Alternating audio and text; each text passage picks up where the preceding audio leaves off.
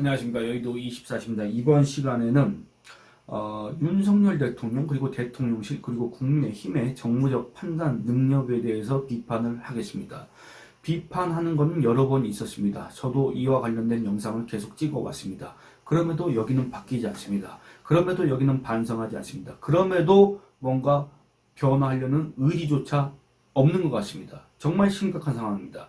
제가 어저께 찍은 영상의 제목이 뭐였냐면은 여러 가지가 있는데 3개를 찍었습니다만 그 중에 하나가 뭐였냐, 10%대 지지율 목전에 둔 윤석열에게 보이지 않는 위기의식 이렇습니다. 그러니까 여러분들 한국갤럽 조사 결과에 따르면 윤석열 대통령 지지율이 21%가 나왔습니다. 상황 여하에 따라서는 다음 조사 때는 10%대로 떨어질 수가 있습니다. 여러분들 10%대의 대통령 국정수행 지지율이라고 한다는 거는 국정수행을 못한다는 얘기입니다. 국정수행을 못하면 뭡니까? 여러분들 소위 말해서 레임덕이라고 하지 않습니까? 그냥 레임덕보다도 더 심한 표현, 그냥 식물 대통령. 사실상 지금도 이 입법부의 지원을 받지 못한다고 한다면 정부 또는 대통령이 독자적으로 할 수 있는 것은 그렇게 많지 않습니다. 물론 시행령을 통해서 할 수는 있겠지만 그런 것들이 또 국회에서 계속 논쟁이 될 수밖에 없고, 또 이 지지율이 계속 떨어지면서 일방적이다, 독단적이다 이런 여론들이 형성되면서 지지율이 떨어져서 윤석열 대통령의 국정 수행 자체가 불가능하게 될 수도 있다, 그렇게 예측을 할 수가 있습니다. 그런데 이와 같은 아주 심각한 위기 상황에서조차 윤석열 대통령한테서는 일단 표면적으로는 그런 위기감, 위기의식이 보이지 않습니다. 이번 총선이 끝난 이후부터도 이번 총선에서 왜 졌다는 거를 제가 또 얘기하진 않겠습니다만, 여러분들 이거 총선에서 졌기 때문에 국내미 위기가 찾아온 거고, 총선에서 진 이유는 여러분들이 다 알고 계시지 않습니까? 그래서 결국에는 종합적으로 얘기해보면 지금 현재 이 윤석열 정권이 맞이한 위기, 윤석열 대통령이 맞이한 위기는 결국에는 자초한 것이다, 스스로 부른 것이다, 이렇게 얘기를 할 수가 있습니다. 그렇지 않습니까? 그런데 정작 그 당사자는 웃고 있습니다. 정작 그 당사자는 매일매일, 매일은 아니겠지만 자주 그 누군가와 이렇게 밥을 먹고 뭘 했다는 그런 기사가 계속 흘러나오고 있습니다. 그리고 국내임 워크숍에 가서는 건배 제의를 했습니다. 그날 원래 국내임 의원들은 술을 안 마시려고 했습니다. 그런데도 술 건배 제의를 했습니다. 맥주를 따라서. 이런 것들을 보면서 정말 윤석열 대통령한테서 이런 위기의식을 찾아볼 수가 없구나, 그런 생각을 했습니다. 그리고 가장 하이라이트 압권인 장면은 제가 그저께 썸네일로 썼던 그겁니다. 뭡니까? 윤석열 대통령이 추경호 국내임 원내대표, 그들 성일종, 사무총장, 그들 사이에 둘러싸여서 어퍼컷을 날리는 그 장면을 제가 썸네일로 썼는데, 여러분들 그 영상에 댓글을 달아주신 분들이 상당수가 어떤 내용으로 하셨냐면 정말 깜짝 놀랐다, 어떻게 저기에서 저 어퍼컷이 나올 수가 있느냐, 어떻게 저렇게 웃을 수가 있느냐, 이런 지적들을 해주셨습니다. 저도 마찬가지로 정말 깜짝 놀랐기 때문에 그 사진을 썸네일로 쓴 거였습니다. 배경화면으로 쓴 거였습니다. 그런데 이런 문제점들이 어제 오늘의 문제점이 아니지 않습니까? 계속 돼왔던 문제이지 않습니까? 그리고 윤석열 대통령 분명히 총선에서 참패한 이후에 이번 총선에서 나타난 이 민심을 국정에 반영하겠다고 했습니다. 이제는 드디어 정치를 하겠다고 했습니다. 그런데 윤석열 대통령이 하겠다는 정치가 과연 무엇이었는가? 지금 한번 다시 되묻지 않을 수가 없습니다. 이게 정치입니까? 아니, 우리 민심과 동떨어지게 자신들만의 세계에서 마치 딴 나라에 사는 사람들처럼 저렇게 하는 게 바로 저게 정치고, 저게 바로 민심을 국정에 반영하는 겁니까? 여러분들, 저는 도대체가 이해가 안 됩니다. 그 동안에는 총선 전까지는 윤석열 대통령이 정치 경험이 없었기 때문에 시행착오가 있을 수가 있다, 이렇게 해서 넘어가신 분들이 많이 계실 겁니다. 두 번째는 윤석열 대통령이 정치적으로 좀 미숙한 부분이 있을지라도 그 옆에 정무적인 조언을 할 수 있는 참모들 제대로 뒀다고 한다면 괜찮을 텐데, 김대기나 이관섭이나 이런 관료 출신 정치 경험이 없는 자들, 정무적 조언을 제대로 할 수 없는 자들만 옆에 끼고 있기 때문에 윤석열 대통령이 이런 정무적 판단이 조금 미숙한 거 아니냐, 이런 식으로 또 생각하셨던 분들이 계실 겁니다. 그런데 여러분들 한번 생각해 보시기 바랍니다. 총선 참패 이후에 어떻게 됐습니까? 윤석열 대통령 옆에 이 윤석열 대통령의 참모들의 수장이 누굽니까? 바로 대통령 비서실장. 그 대통령 비서실장으로 누가 갔습니까? 바로 정진석 전 국회 부의장이 갔습니다. 국회 부의장까지 한 사람입니다. 정진석 전 의원은 국회의원만 5번을 한 사람입니다. 국민의힘의 비상대책위원장도 있습니다. 이런 사람이 윤석열 대통령 옆에서 정무적 조언을 할 수 있을 거 아니겠습니까? 그런데 이 정진석 비서실장이 가고 나서도 이 윤석열 대통령의 언행 또는 대통령실의 이런 정무적 판단 이런 것들이 정말로 우리 국민이 생각했을 때는 처참하다. 이런 평가를 받을 만한 그런 것들만 계속 하고 있지 않습니까? 또 한 가지 예를 들어보면 그렇습니다. 제가 어저께 지적한 건데 여러분들 이번 국내임 총선 참패는 왜 그렇습니까? 윤석열 심판이라는 그런 민심이 너무나도 거대했기 때문에 거기에 불가항력으로 한동훈이라는 사람이 나와서 이 윤석열과의 일종의 차별화 시도를 했다고 해야 될까? 그런 이번 총선의 간판은 이번 총선의 얼굴은 한동훈이다. 이런 식으로는 했지 않습니까? 그렇게 해서 결국에는 이 한동훈 대 이재명의 대결로 옮겨가는 와중에 어떻게 됐습니까? 뭔 일이 터졌습니까? 소위 말하는 제1차 유난 갈등이 뭐 때문에 터졌습니까? 김경률이 말이 앙뚜아네트라고 얘기했다고 하는데 결국엔 그게 뭡니까? 이 대통령 배우자 김건희 리스크지 않습니까? 결국에는 이 김건희 리스크 때문에 이번 총선에서 국민의힘이 졌다. 윤석열 심판 얘기가 나왔다. 그래서 국민의힘이 졌다. 이렇게 얘기할 수도 있습니다. 제가 긍정, 부정, 평가 이런 걸 다 떠나서 가장 중립적인 표현을 쓴다고 한다면 이번 국민의힘 총선 참패에는 분명히 김건희라는 사람의 지분도 포함되어 있다.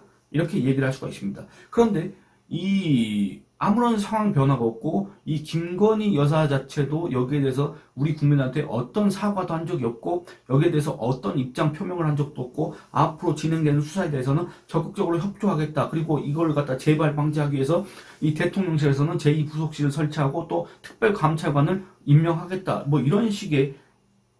이런 식의 어떤 대안, 대책 발표한 적도 없습니다. 일체 상황 변화가 없습니다. 그럼에도 갑자기 아무 일도 없었던 것처럼 이 김건희 여사가 나와가지고 대외 행보를 계속하고 있고 이 대통령실에서는 급기야 이 김건희 여사의 대외 행보를 마치 대단한 어마어마한 활약을 한 것처럼 1년 전부터 국빈 방문 그걸 갖다가 진두지휘하면서 이렇게 성공적으로 치러낸 것처럼 그런 언론 플레이를 했다는 거 제가 어저께 말씀드리지 않았습니까? 결국엔 뭡니까? 이 대통령실의 행태는 바뀌지 않았다. 정진석이라는 다선 중진의 아주 정치적 경험이 풍부한 이 정치인이 대통령실에 참모로 갔어도 참모들의 수장으로 있어도 대통령 옆에서 정무적 조언을 하는지 안 하는지 모르겠습니다만 어쨌든 그렇게 갔어도 대통령실은 바뀌지 않았다. 그럼 가능성을 한 3가지 정도로 압축해 볼 수가 있습니다. 첫째, 정진석 대통령 비서실장이 윤석열 대통령한테 정무적 조언을 하지 않고 있다. 둘째, 정진석 대통령 비서실장이 윤석열 대통령한테 정무적 조언을 하지만 윤석열 대통령이 그걸 받아들이지 않는다. 셋째, 정진석 대통령 비서실장이 윤석열 대통령한테 정무적 조언을 하고 윤석열 대통령도 거기에 대해서 수긍하고 따르려고 하지만 그 외에 다른 사람이 이걸 갖다 거부하고 이걸 제지하고 여기에 대해서 경로를 한다. 이런 식으로 한 3가지 정도로 압축해 볼 수가 있겠습니다. 어떤 게 맞는지는 저도 잘 모르겠습니다. 어디에 해당하는지도 잘 모르겠습니다만 어쨌든 결과적으로는 그 정무적 조언이 제대로 윤석열 대통령한테 전달된다고 한다면 지금 현재 윤석열 대통령이 이럴 수는 없다고 저는 생각을 합니다. 그리고 이 대통령실에서도 이런 식으로 김건희 띄우기 이런 식의 언론 플레이를 할 수는 없다고 생각합니다. 왜냐 그게 상식이기 때문에 그렇습니다. 그런데 이런 비상식적인 행태들이 여전히 대통령실에서 일어나고 있다고 한다는 것은 우리 국민의 상식과는 전혀 거리가 먼 그런 정무적 판단들이 계속되고 있고 거기에 대해서 아무런 비판과 아무런 문제 제기가 없다는 것을 방증하는 겁니다. 그렇지 않습니까? 그래서 이와 같은 것들을 제가 계속 제기를 해왔는데 문제 제기를 해왔는데 오늘 이제 조선일보 사설을 봤습니다. 여러분도 아마 보셨을 텐데 그 사설이 이와 같은 현상들 최근에 이 윤석열 대통령의 언행들 국내임 소속 인사들의 이런 뭐라고 해야 될까? 비현실적인 발언들, 아주 그 환상 속에, 망상 속에 사로잡힌 그들의 언행, 이런 것들을 아주 간결하게 지적을 했습니다. 그래서 여러분들하고 짤막하게 그 내용을 잠깐 살펴보려고 합니다. 사설의 제목은 이렇습니다. 108석은 큰 숫자, 엄중한 위기의식 없는 국내힘. 제가 어제 올린 영상 제목도 그렇습니다. 윤석열에게서 보이지 않는 위기의식, 그렇지 않습니까? 전혀 위기감이 안 보입니다. 윤석열 대통령 웃고 다닙니다. 윤석열 대통령? 총선 참패 이후에도 그런 표정 변화가 별로 없습니다. 강철 멘탈인지 뭔지 모르겠습니다만 이번 총선 참패 이후로 가장 위기에 몰린 사람은 윤석열 대통령입니다. 그런데 그 위기는 자초한 측면이 큽니다. 대신에 윤석열 대통령 또는 그 어떤 패인인지 모르겠지만 국내미 총선에서 참패함으로써 가장 심각한 정신적 타격을 입은 사람들은 누굽니까? 바로 국민의힘 지지층, 국민의힘에 표를 준 사람들, 그 국민들, 유권자, 소위 보수 또는 우파 지지층이 정신적 타격을 입고 도대체 지금 현재 웃을 기분이 아니다. 분노한다. 이런 생각인데 윤석열 대통령은 웃고 있고 김건희 여사도 아무 일도 없다는 듯이 이렇게 나오고 있으니까 그 모습을 보고 있자니 과연 대통령실에서는 어떤 판단을 하고 있는 것인가? 이게 의문이 들 수밖에 없다. 그런 상황이지 않습니까? 거기에 대해서 이제 지적을 한 겁니다. 제가 이제 간략하게 발췌를 하면서 읽어보도록 하겠습니다. 22대 국회가 시작된 지난 30일 국내미 충남 천안에서 워크숍을 했다. 192석에 달하는 범야권에 맞서 108석의 소수 여당이 어떻게 국정을 운영할 것인지 논의하고 총선 패배를 성찰한 자리를 예상했다. 윤석열 대통령과 대통령실 핵심 참모들까지 참석했으니 당정 관계에 대한 새로운 모습도 기대했지만 워크숍은 예상과 달랐다. 황 의원은 108석은 정말 큰 숫자다. 굉장히 큰 숫자다. 정말 강력한 정당이다. 지도부가 똘똘을 선창하자 의원들은 뭉치자를 3번 외쳤다. 여권이 뭉치자는 다짐소리는 컸지만 대통령실의 거수기 노릇만 했던 과거에 대한 반성은 없었다. 참석자들 사이에서 정책과 민생 이야기 대신 탄핵과 단결 이야기만 나와 이상했다는 말이 나왔다. 여러분들 그러니까 지금 현재 이 관련 기사를 보셨겠지만 국민의힘 이 워크숍에서 이 서울 내지는 수도권 지역 의원들만 따로 모여가지고 앞으로 이 당을 어떻게 이끌고 나갈 것인가, 앞으로 이 당의 지지율을 올리기 위해서는 어떻게 해야 될 것인가에 대해서 논의를 했다, 토론을 했다, 이런 얘기가 나왔고 그 밖에 다른 지역 국회의원들, 다른 지역 어디가 있겠습니까? 몇 명 되지도 않습니다만 어디가 있겠습니까? 그쪽 지역 국회의원들은 그냥 뭐 껄껄거리면서 그냥 아주 화기애애한 분위기에서 놀았다, 이런 보도를 아마 보셨을 겁니다. 그러니까 지금 이들한테서는 이런 위기의식을 찾아볼 수가 없습니다. 여러분들이 지금 느끼고 계시는 이런 불안감, 위기감, 분노, 이런 것들을 이 국내인 국회의원들한테서는 찾아볼 수가 없다는 얘기입니다. 얼마나 이거 비현실적인 얘기입니까? 얼마나 여러분들, 그래. 그 안에서 비공개 상태에서는 이렇게 뭐 단합을 외치고 그럴 수가 있습니다만, 이런 것들이 뻔히 보도될 거라는 건 누구나 다 알 수 있지 않습니까? 그런데 108석 그 대단한 숫자다, 굉장히 큰 숫자다, 우리한테 대통령이 있다, 우리는 강력한 정당이다, 이렇게 하는 거를 우리 국민들이 접하는 순간 어떤 기분이 들겠습니까? 어떤 기분이 들겠습니까? 그야말로 조소가 나올 수밖에 없지 않습니까? 계속 읽어보겠습니다. 야권이 대통령 탄핵을 거론하고 특검을 남발한 상황에서 지도부가 당정 단합을 강조하고 주눅들지 말자고 격려할 수 있다. 문제는 국민의힘 지도부의 인식이 민심과 동떨어져 있다는 것이다. 총선 직후부터 친윤계 일부에서는 4년 전 때보다 의석이 5석 늘었고 득표율 격차는 8.4%포인트에서 5.4%포인트로 줄었다. 3%만 더 가져오면 대선에서 이긴다고 했다. 코로나 위기와 야당 입장에서 치렀던 4년 전과 이번 총선은 비교 대상이 아니다. 그렇습니다. 정말 이건 심각한 문제입니다. 여러분들 2020년 미래통합당 시절에 치렀던 선거, 그거는 야당으로서 절대적인 포위 상태에서 또 이 집권 세력인 문재인 정권이 돈을 뿌려대면서 그렇게 했던 선거입니다. 그렇게 했을 때 얻었던 의석과 윤석열 대통령이 되고 윤석열 정권이 지금 집권 2년 동안에 그런 했던 국정에 대해서 평가를 받는 그런 중간 평가적 선거에서 미래통합당 시절과 거의 뭐 비슷한 그런 성적을 얻었는데 거기에 대해서 이런 식으로 스스로 호평하는 게 여러분들 말이 됩니까?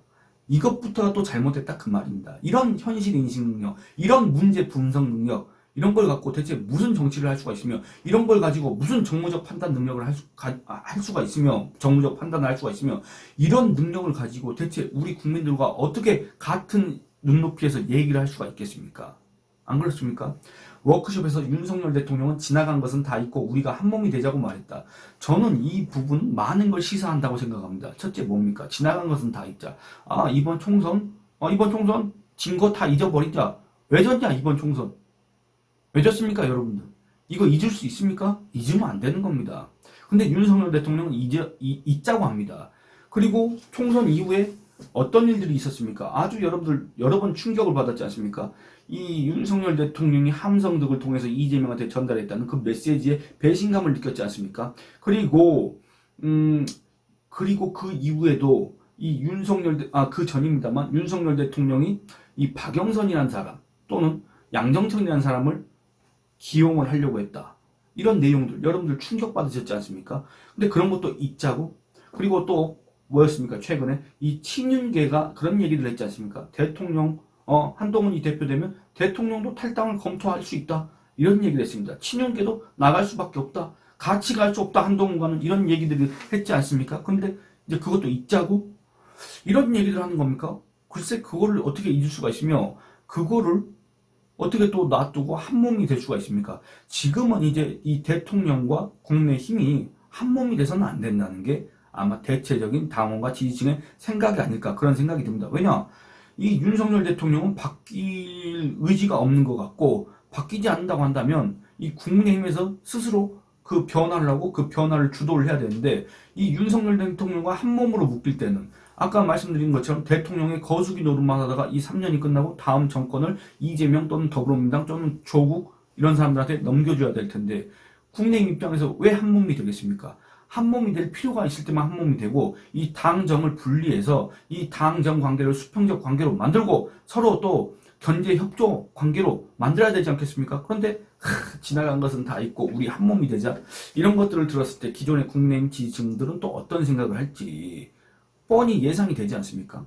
국내임은 애초에 워크숍에서 술을 마시지 않기로 했다. 북한이 이날 오전 초대형 방사포를 쏘고 그러니까 이런 GPS 교란 계속하고 있지 않습니까? 전파 방해 그리고 오물풍선 오늘도 지금 날라왔습니다. 오늘도 날라왔습니다. 문자가 계속 쏟아지고 있습니다. 이런 복합 도발을 북한이 지금 하고 있습니다. 이런 안보에 있어서 지금 현재 위험한 상황입니다. 북한이 그거 오물풍선에 각종 생화학 테러를 할 수도 있는 상황 아닙니까? 그리고 그 GPS 교란으로 인해서 그 해역을 지나는 우리 배 또는 항공기들이 어떤 사고를 당할지도 모르지 않습니까? 그런데 윤석열 대통령 원래 국내임은 워크숍에서 술을 마시지 않기로 했는데 윤석열 대통령은 내가 욕 좀 먹겠다며 맥주를 돌렸고 의원들은 윤석열 파이팅을 외쳤다. 어찌 보면 별일이 아닐 수도 있다. 하지만 의석에서 거의 두 배 차이가 날 정도로 크게 진 정당이다. 앞으로 3년 국정이 어떻게 될지 장담할 수 있는 사람이 있나? 이렇게 얘기를 했습니다. 31일 발표된 한국갤럽 여론조사에서 대통령 지지율은 21%로 취임 후 최저치를 기록했다. 부정평가는 70%로 취임 후 최고치였다. 일시적 수치가 아니라 일관된 하락 추세에 있다. 여러분들 제가 어저께 지적한 내용입니다. 사회의 중추인 40대에서 지지율은 단 8%였다. 이런 정당의 의원들이 한자리에 모였는데 엄중한 위기의식은 찾아볼 수 없었다. 국내임 의원들은 워크숍 마지막 날인 31일 국민기대에 미치지 못해 지난 총선에서 매서운 회초리를 맞았다. 총선에 나타난 민의를 묵게 받아들이며 민심을 두려워하는 반성과 성찰의 계기로 삼겠다는 결의문을 채택했다. 민심을 두려워하는 사람들이 특검법 반대를 위해 상관도 없는 민생 법안까지 한꺼번에 거부하나 앞으로 큰 변화가 없으면 위기가 찾아올 수밖에 없다. 이렇게 지적을 했습니다. 어제 저는 분명히 윤석열 대통령한테 이와 같은 취지로 지적을 했습니다. 비판을 했습니다. 변화하지 않는다면 정말 곧 위기가 올 수밖에 없다. 이렇게 얘기를 했는데 이제 이 국민의힘 하는 걸 봤더니 윤석열 대통령과 이렇게 차별화할 생각도 없고 이 윤석열 대통령에 대해서 이렇게 비판할 생각도 없고 이 윤석열 대통령 또는 대통령실에 대해서 올바른 민심 또는 정확한 민심을 전달할 그런 용기와 의지 자체도 없는 이런 국민의 힘조차도 앞으로는 위기를 맞을 수밖에 없다. 그런 생각을 하게 됩니다. 여러분들은 지금 현재 국민의힘에 대해서 어떤 감정을 느끼고 계신지 한번 그 의견을 댓글로 남겨주시기 바랍니다. 이 영상은 이만 마치도록 하겠습니다. 감사합니다.